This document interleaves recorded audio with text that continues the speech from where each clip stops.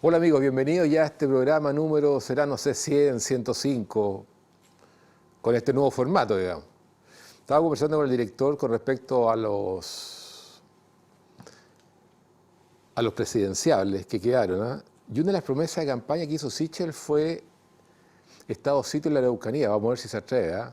Vamos a ver qué está hecho ese hombre. Sería interesante. Bueno, a mí no me gusta ser autorreferente, nunca he sido autorreferente, pero ahora lo voy a hacer. Hace muchos años que vengo yo diciendo, no sé si usted está de acuerdo, a lo mejor usted no está de acuerdo con lo que voy a decir, de que las personas que se están candidateando para un cargo relevante en nuestro país, como por ejemplo la presidencia de la República, tiene que ser pasado por una evaluación psicológica. Que todos los ciudadanos sepamos quién es quién a través de una evaluación psicológica. Creo que es súper importante eso. Oye, aparte de la trayectoria que nosotros hemos visto, lo que han dicho, qué sé yo, aparte está refrendado con una evaluación psicológica hecha por profesionales ad hoc. Y tener ese elemento antes de tomar una decisión para elegir a la persona que nos va a gobernar durante 4 años, sobre todo en un sistema tan presidencialista como el nuestro, donde el presidente de la República tiene demasiado poder. Entonces, entregarle poder a una persona que tiene algún tipo de problema es grave. No nos olvidemos que la historia de la humanidad está plagada de trastornados mentales, gente enferma mental, que ha provocado dolor, miseria y muerte. Es una cuestión impresionante. Entonces, llegan de una forma, capturan el poder y se transforman en otra persona. Entonces, yo creo que es pertinente, a lo mejor usted puede hacer algún comentario con respecto a esto, contar con esa evaluación psicológica. ¿Qué es un trastorno mental? Perdón, son afecciones que impactan su pensamiento, sentimientos, estados de ánimo y comportamiento. Claro, en condiciones normales una persona se puede comportar de una forma, pero bajo presión se puede comportar de otra forma. La historia también está plagada de situaciones y casos de personas que frente a situaciones de estrés no han podido manejar ese evento y ha generado problemas serios. ¿Cuáles son los trastornos mentales con mayor prevalencia en nuestro país? Depresión, claro. Imagínense un presidente que sufra depresión. Puede ser una complicación en situaciones especiales. La bipolaridad, trastorno de personalidad, trastornos psicóticos. Estamos hablando de los trastornos mentales con mayor prevalencia en nuestro país, incluyendo la esquizofrenia. Hay otros factores biológicos también como desequilibrios químicos en el cerebro, una lesión cerebral traumática, la exposición de una madre a algunos agentes, ¿cierto? Como por ejemplo algunos virus que pueden afectar el feto. Y por supuesto eso tiene un impacto muy negativo en el bebé, digamos. Cuando la madre consume alcohol y o drogas. En fin, yo exijo, lo vengo diciendo hace muchos años, una evaluación psicológica. ¿En qué consiste una evaluación psicológica? Es muy fácil. Es un procedimiento mediante el cual un psicólogo especializado recopila información sobre una persona a través de test y entrevistas con el fin de evaluar el funcionamiento y las capacidades del mismo en determinadas áreas y a su vez predecir cómo será su comportamiento en un futuro. Uno dice, pero ¿cómo? ¿Es denigrante? No es denigrante, ¿por qué? Pues si cuando usted va a buscar pega a una empresa, se acerca un psicólogo laboral y le dice, pase por aquí. Los dos vamos a conversar, a ver si califica o no califica para este puesto. ¿Por qué no podemos hacer lo mismo nosotros con un candidato a la presidencia de la República? Por ejemplo, vamos a dar algunos casos aquí, sin ofender a nadie, pero es legítimo que yo me haga algunos planteamientos. Por ejemplo, nuestro actual presidente Sebastián Piñera. Aquí yo tengo un historial, ¿cierto?, hecho por el periodista Mario Stay Elgueta, en el cual el presidente de la República ha estado involucrado. Me gustaría conocer su perfil psicológico. No estoy haciendo ninguna imputación, pero dados estos hechos, me gustaría saber qué opina un psicólogo de esto. Tenemos el caso del Banco Talca cuando Sebastián Piñera era gerente general. Bueno, ahí estuvo prófugo. Fue un escándalo mayor.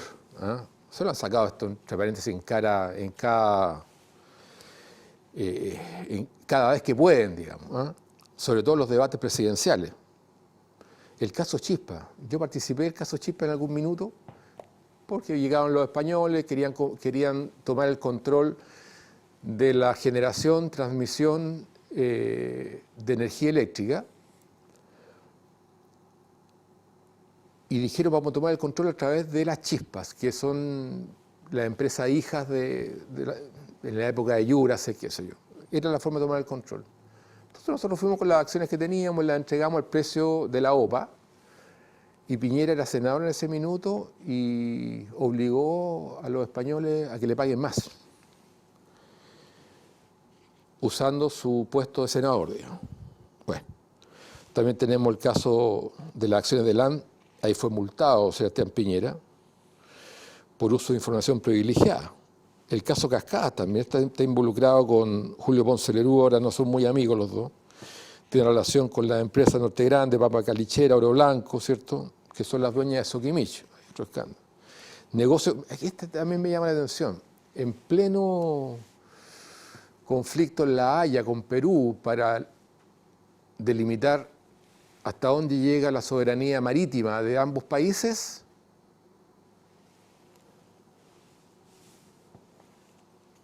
Bancar adquirió acciones de la empresa peruana Exalmar.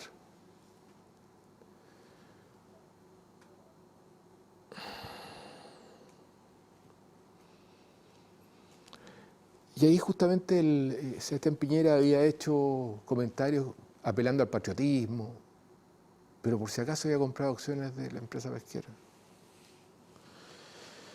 Bueno, está además decir el financiamiento irregular de la política, ¿cierto? Ahí estaba Santiago Valdés metido. También aparece Meo en este asunto, ¿cierto? Bachelet también. Bueno, también está el caso Domingo. Bueno, tenemos acá, con respecto a Sebastián Piñera, una serie de eventos.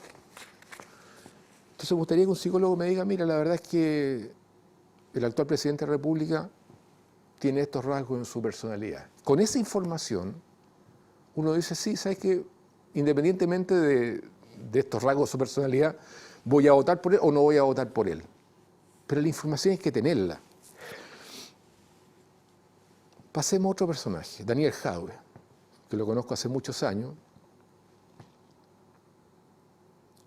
En su programa de gobierno, él dijo, vamos a generar un impuesto permanente al patrimonio. Impuesto permanente al patrimonio. ¿Por qué? Si para que una persona logre un patrimonio, tiene que haber pagado impuestos. ¿Cuál es el problema que tiene con las personas que se han esforzado y han logrado, ¿cierto?, una cierta tranquilidad económica en su vida, con esfuerzo, trabajo? ¿Cuál es el problema? ¿Por qué grabarlos más? Impuesto permanente al patrimonio, si ya se pagó impuesto por ese patrimonio. Ataca el modelo neoliberal. ¿Qué modelo neoliberal? Mira, cuando Fidel Castro llegó en el año 57, 59 a derrotar a Fulgencio Batista, llegó por la fuerza, Chile era pobre, Perú era pobre. El modelo neoliberal logró bajar la pobreza a un 7%. Cuba, no lo digo yo estoy repitiendo. Según el diario El Comercio de Perú, dice, textual, la revolución comunista cumplió 60 años en Cuba, con una tasa de pobreza del 90%, nosotros un 7%. Después del estallido social y de la pandemia, a lo mejor estamos cerca del 10%. No sé si llegamos al 10%. Pero Cuba tiene el 90%. Y cuando uno habla con Daniel, él admira el modelo cubano. yo no entiendo por qué ellos admiran un proyecto social que trae miseria y pobreza. Los que hemos estado en Cuba sabemos que el pueblo cubano tiene hambre. Claro, una persona adoctrinada de izquierda te va a decir, no es así, estás hablando tontera, eres un ignorante. Pero yo he estado ahí, igual que muchos de ustedes. Sabemos que hay pobreza. Sin embargo, ellos siguen alabando el modelo cubano. El sueldo mínimo es $9. $9. Entonces el ataque al modelo neoliberal, ¿por qué? Porque el modelo neoliberal propende un Estado muy pequeño y eficiente, donde el Estado es un Estado subsidiario. ¿Qué significa eso? Que el Estado va solamente cuando el privado no va. Entonces a Daniel Jadue le molesta que existan los privados. Él quiere, por supuesto, que el Estado controle todo, como por ejemplo el control de medios.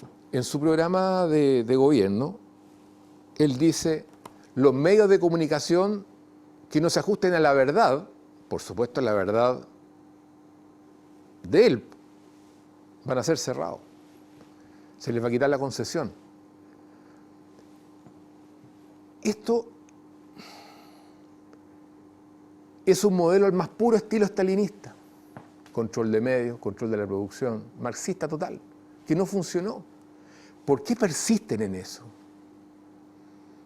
Entonces a lo mejor algún psicólogo me puede decir, mira, se hizo una evaluación psicológica y Daniel Jadue en términos de salud mental está perfecto, no tiene ningún problema. Son convicciones y él siente que realmente esto funciona y no obedece a ninguna patología. O puede decir también, acá hay rasgos narcisistas, no sé, no me atrevería a aventurar a mí juicios que son propios de un profesional de esa área, digamos, pero me encantaría tener una evaluación psicológica de cada uno de los candidatos a la presidencia. Porque hay un patrón. Por ejemplo, López Obrador en México, su promesa de campaña fue, señores, yo vengo aquí a empobrecerlos a ustedes. Aplaudía a todo el mundo. Perfecto, y nos viene a empobrecer. Y votaron por López Obrador. Fernández, en Argentina, Alberto Fernández, dijo lo mismo. Yo creo que ustedes sean pobres y felices. Y miren el drama, yo tengo un pariente muy cercano que está entubado hace más de 1 mes y medio porque no hay vacunas. No hay vacunas. Y tampoco se puede contratar un medio de transporte para ir a buscarlo y traerlo a Chile y poder darle el tratamiento que corresponde porque están cerradas las fronteras. ¿Saben ustedes lo que está sufriendo en este minuto Argentina con el empobrecedor de Fernández? 50% pobreza. El endeudamiento tremendo. La cantidad de muertos por el tema de la pandemia ha sido increíble. Pero hay gente que persiste en empobrecer a su población. Por supuesto, ellos no. Ellos que van a gobernar, no.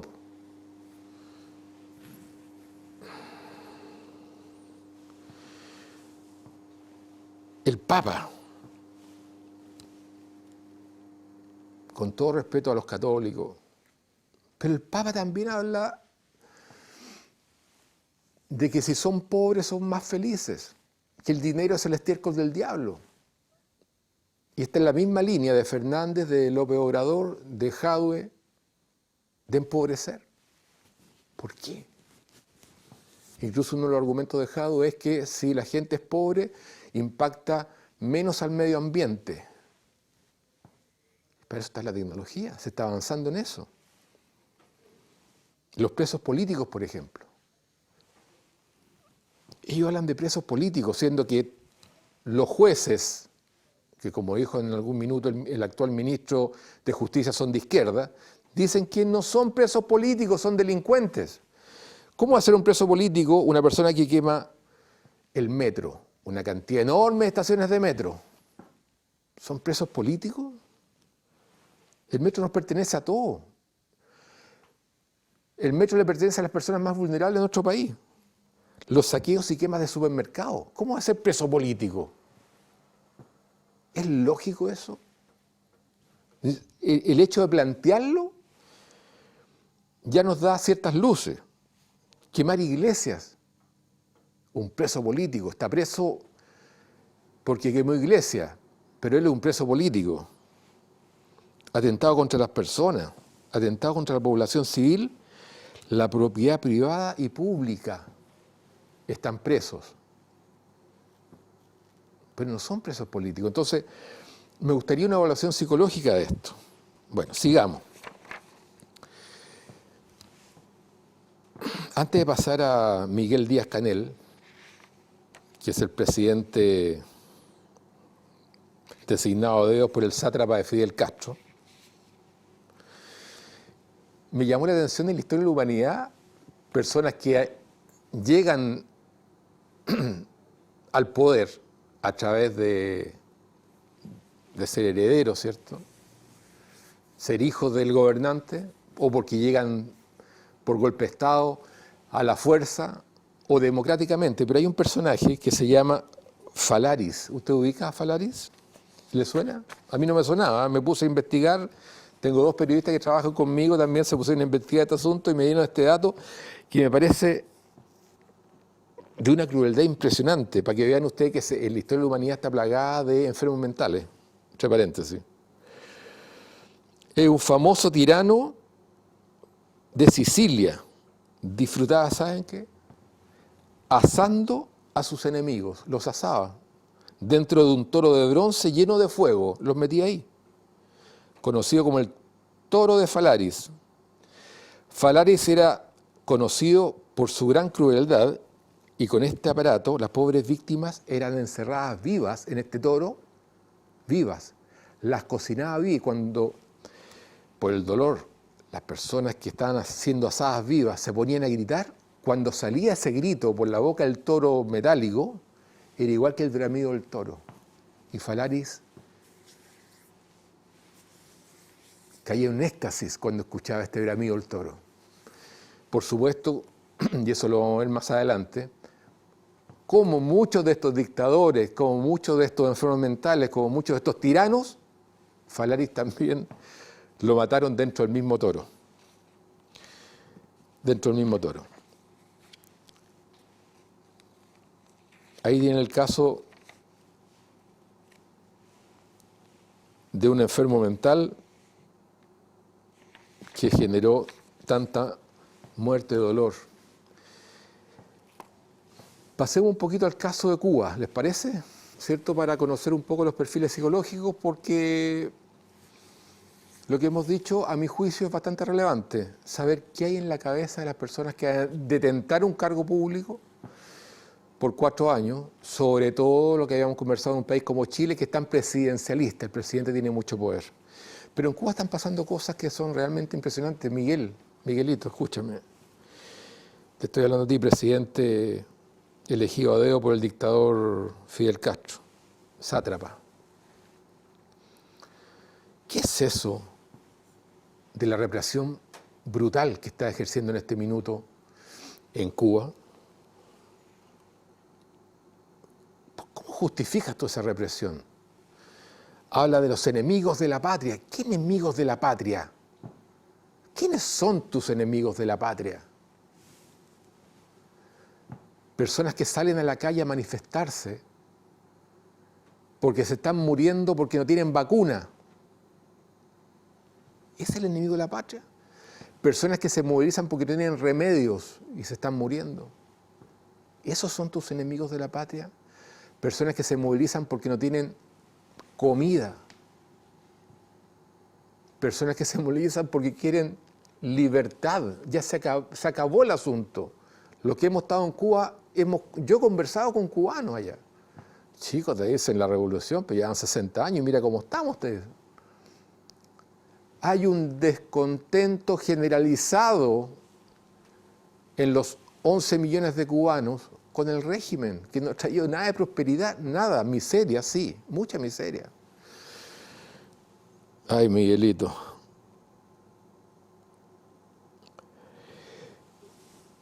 Tú hablas de que estos enemigos de la patria, que hay intervención extranjera. ¿De qué intervención extranjera hablas tú si los cubanos han penetrado no solamente en Latinoamérica, pero hablemos de Latinoamérica, han penetrado en todos los países tratando de desestabilizarlos?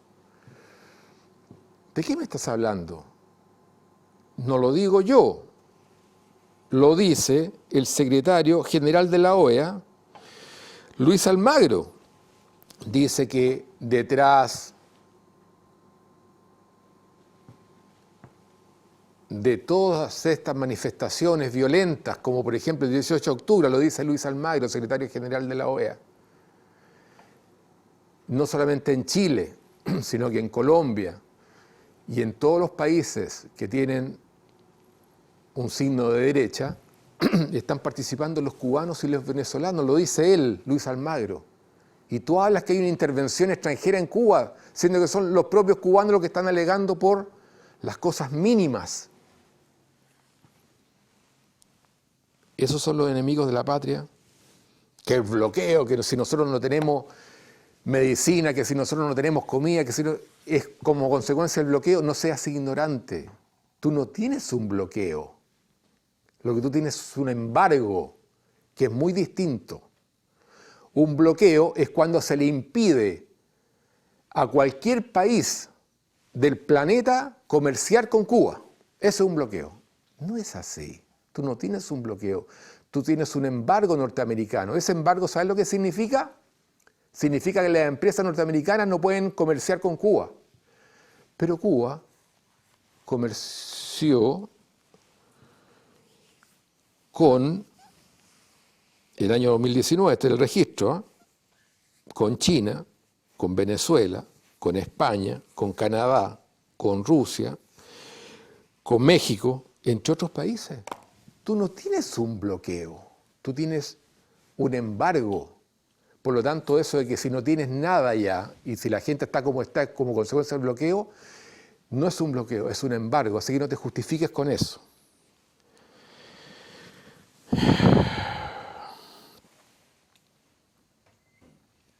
El pueblo exige libertad, remedios, vacunas, comida, agua, fin de los apagones diarios, que se restablezca Internet. ¿Qué es eso, Miguelito? ¿Cómo tan despiadado? Llamaste a los revolucionarios a luchar contra el pueblo. Tú no quieres a los cubanos. Tú no los quieres. ¿Sabes cómo los tratas tú? Los cubanos son gente buena, gente amable, gente de paz, gente alegre. Y tú los trataste de gusanos. Dijiste literalmente, las calles son de los revolucionarios. ¿De qué revolución me habla? Bueno, ya vamos a hablar de eso. Las calles son de los revolucionarios. Y ningún gusano nos va a tomar las calles. ¿Así trata a tus compatriotas? Gusano.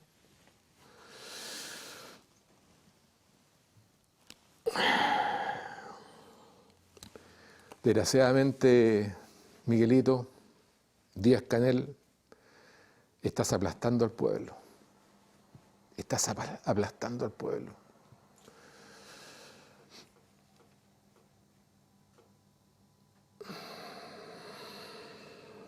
Qué tremendo. ¿Quién eres tú, Miguelito Díaz-Canel? Ni siquiera te eligieron presidente. Fidel Castro, el sátrapa, te eligió a dedo. Ni siquiera con Raúl Castro, porque Fidel Castro no quería darle poder a Raúl Castro. Y dejó por escrito que todas las decisiones de Raúl Castro tenían que pasar por el visto bueno de él, de Fidel Castro. Fidel Castro te nombró a ti. ¿Y sabes por qué te nombró a ti? Porque logró adoctrinarte a tal nivel que eras el sucesor de él para mantener viva la revolución. ¿De qué revolución me hablas? La revolución. ¿De qué revolución me hablas? Empobrecer a tu gente. Matar a tu gente. ¿Esa es tu revolución? ¿Hasta cuándo, chico, vas a seguir con la revolución? Los cambios son imposibles de parar. Vienen cambios importantes. Tú ya no estás en la época de Fidel Castro, de la Guerra Fría. La gente hoy día demanda por sus derechos. Esto ya partió y tú no lo vas a poder sofocar. Y no sigas tratando de gusanos a tus compatriotas. No puede ser más cruel eso. Devuélvele la dignidad que ustedes le robaron al pueblo cubano. Devuélvansela. Tienes una tremenda oportunidad para provocar cambios. No sigas con la lógica de los años 50, de los años 60. Entiende que hay cambios en el mundo, que son irreversibles. Y la gente demanda por derechos, demanda por democracia, demanda por desarrollo, demanda por bienes básicos, agua, comida, medicina. Si tú dices que el pueblo está constituido por gusanos y llamar a revolucionarios a aplastarlos, ¿quién hay imaginado?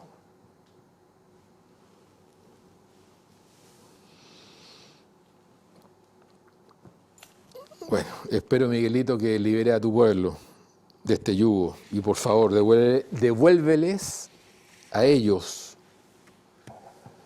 la dignidad que le quitaron. Yo sé que está adoctrinado, que va a ser muy difícil que mis palabras penetren. Yo sé que te llegan, yo sé que tú recopilas la información a nivel mundial que se genera en torno a Cuba. Yo sé que vas a escuchar esto. Espero que recapacites. Bueno, sigamos un poquito con los trastornados de la historia de la humanidad. Calígula, ¿se acuerdan ustedes de Calígula? El emperador romano Calígula. No llegó a cumplir 28 años. ¿Sí? Bueno, vamos a seguir con otro programa porque tengo mucha literatura con respecto a esto. ¿Ah, se acabó ya? ¿Se acabó el tiempo? Pero tenemos que hablar de Boric, tenemos que hablar de Sichel, tenemos que hablar de Pamela Giles.